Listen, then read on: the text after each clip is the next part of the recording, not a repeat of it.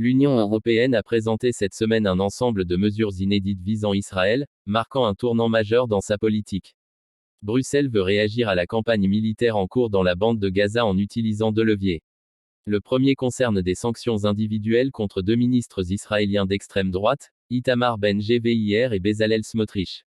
Ces responsables sont déjà persona non grata dans plusieurs pays européens, comme l'Espagne, les Pays-Bas ou la Slovénie.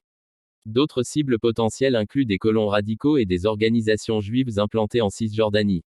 Mais ces sanctions exigent l'unanimité des 27 États membres, un objectif difficile à atteindre, car la Hongrie a déjà annoncé son opposition. Le second volet touche directement l'accord d'association économique entre l'Union européenne et Israël, entré en vigueur en 2000. Cet accord facilite les échanges commerciaux, notamment grâce à une suppression ou une réduction des droits de douane sur de nombreux produits. Or, l'article 2 de ce texte prévoit que cette coopération repose sur le respect des droits de l'homme et des principes démocratiques. Selon de nombreux États européens, Israël viole depuis longtemps cet engagement, aggravé par la situation actuelle à Gaza. L'UE envisage donc une suspension partielle de l'accord, ce qui pourrait représenter une taxation sur 6 milliards d'euros de marchandises israéliennes, soit 37% de ses exportations vers l'Europe.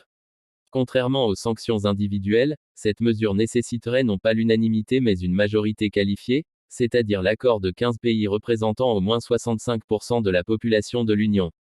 Sur le plan politique, l'Europe est divisée. Plusieurs pays, comme la France, l'Espagne, la Belgique, l'Irlande, les Pays-Bas, la Suède et le Danemark, soutiennent une suspension de l'accord commercial. À l'opposé, la Hongrie, la Bulgarie et la République tchèque s'y opposent fermement. Deux poids lourds restent indécis, l'Allemagne et l'Italie. Outre-Rhin, la population est majoritairement favorable aux sanctions, mais la classe politique reste prudente pour des raisons historiques.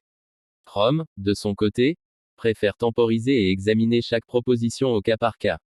Déjà, en juillet dernier, les 27 n'avaient pas réussi à s'entendre sur la suspension du financement de start-up israéliennes à cause des vétos italiens et allemands.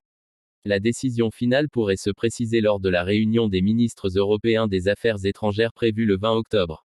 D'ici là, le débat reste ouvert entre volonté de fermeté et prudence diplomatique.